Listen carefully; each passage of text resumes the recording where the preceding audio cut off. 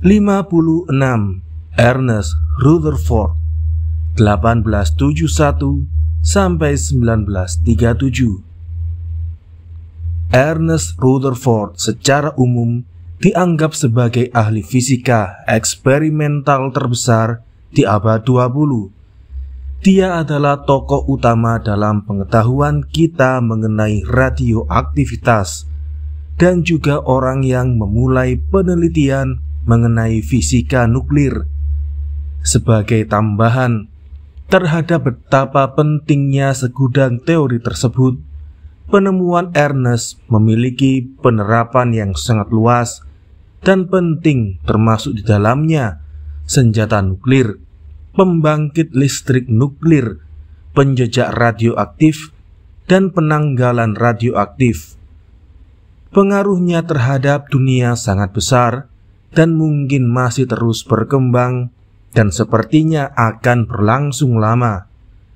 Rutherford dilahirkan dan dibesarkan di New Zealand.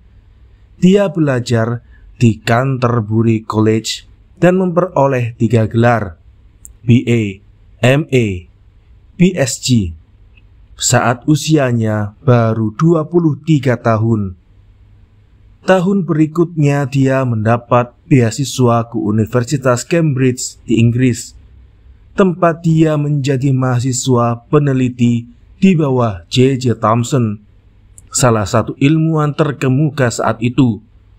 Saat berusia 27 tahun, dia menjadi profesor fisika di Universitas McGill, Kanada, tempat dia tinggal selama 9 tahun. Dia kembali ke Inggris pada 1907 untuk menjadi kepala Departemen Fisika di Universitas Manchester. Pada 1919, dia kembali ke Cambridge, kali ini sebagai direktur laboratorium Cavendish, dan tetap tinggal di sana sampai akhir hayatnya. Radioaktif ditemukan pada 1896 oleh ilmuwan Perancis Anthony Henry Becquerel saat dia sedang bereksperimen dengan campuran uranium.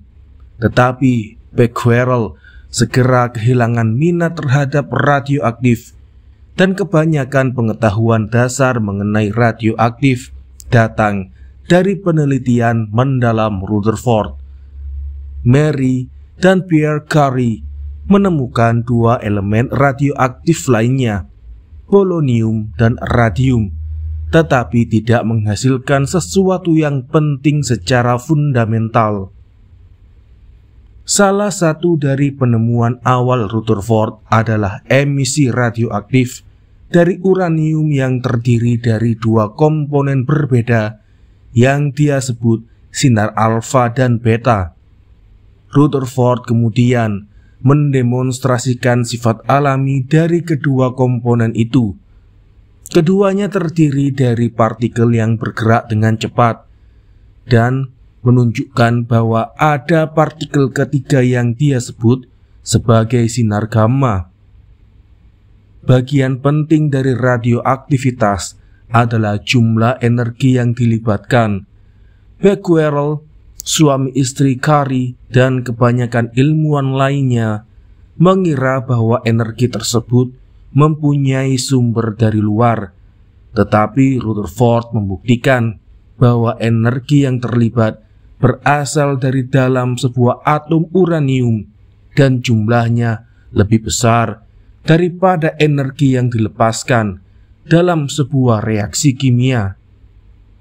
Dengan pembuktian itu, Rutherford menghasilkan konsep penting energi atom.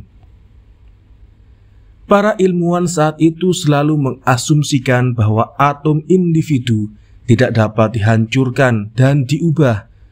Tapi Rutherford, dengan bantuan seorang asisten muda berbakat, Frederick Soddy, mampu menunjukkan bahwa setiap saat sebuah atom memancarkan sinar alfa atau beta, atom tersebut berubah menjadi atom berbeda. Awalnya para ahli kimia agak sulit mempercayainya, tetapi Rutherford dan Soddy mengubah seluruh bangkai radioaktif yang mengubah uranium menjadi timah. Dia juga mengukur tingkat pembusukan dan memformulasikan konsep pentingnya half-life. Hal ini memicu teknik penanggalan radioaktif yang menjadi salah satu alat sains paling berguna dengan penerapan penting di bidang geologi, arkeologi, astronomi, dan banyak bidang lainnya. Penemuan-penemuan yang mengejutkan ini membuat Rutherford diganjar hadiah Nobel pada 1908. Soddy kemudian juga memperoleh Nobel. Tetapi itu bukan prestasi terbesarnya. Rutherford menyadari bahwa partikel alfa yang bergerak dengan cepat bisa langsung menembus lapisan lembaran emas tanpa meninggalkan bekas, walau sinar tersebut sedikit terpantul akibat menembus lembaran tersebut. Ini menyimpulkan bahwa atom emas sebenarnya ternyata lembek di dalam dan bukan merupakan benda keras yang tidak bisa ditembus dan berbentuk bagai gumpalan bola-bola biliar kecil seperti yang diyakini banyak ilmuwan pada masa itu. Partikel alfa yang lebih keras dan kecil menembus emas bagai peluru berkecepatan tinggi menembus agar-agar. Tetapi Rutherford bekerja sama dengan Geiger dan Marson, dua rekan yang lebih muda, menemukan bahwa beberapa partikel alfa dipantulkan dengan tajam saat menumbuk lembaran emas. Ternyata beberapa langsung memantul balik. Rutherford yang merasakan ada sesuatu yang penting terlibat, mengulang percobaan itu berulang kali dan dengan hati-hati menghitung jumlah partikel yang tersebar ke setiap arah. Lalu dengan analisis matematika yang sangat sulit namun amat meyakinkan, Rutherford menunjukkan bahwa hanya ada satu cara untuk menjelaskan hasil eksperimen. Isi satu atom emas hampir seluruhnya ruangan kosong, dengan seluruh atomnya berpusat pada sebuah nukleus di pusatnya. Dengan sekali tembak, makalah Rutherford 1911 menghancurkan selamanya pandangan umum kita mengenai dunia.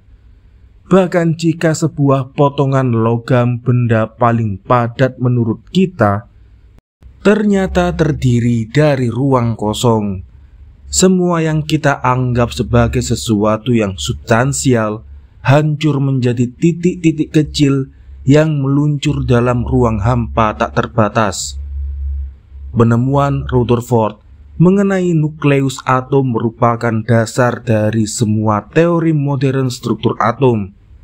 Saat Niels Bohr 2 tahun kemudian menerbitkan makalah masyhurnya yang menggambarkan atom sebagai miniatur dari tata surya yang diatur berdasarkan mekanika kuantum, Niels Bohr menggunakan nuklir atom milik Rutherford sebagai titik awal model miliknya. Begitu juga Heisenberg dan Schrödinger saat mereka membangun model atom yang lebih rumit menggunakan mekanika matriks dan mekanika gelombang. Penemuan Rutherford juga melahirkan cabang ilmu baru pengetahuan, penelitian terhadap nukleus itu sendiri.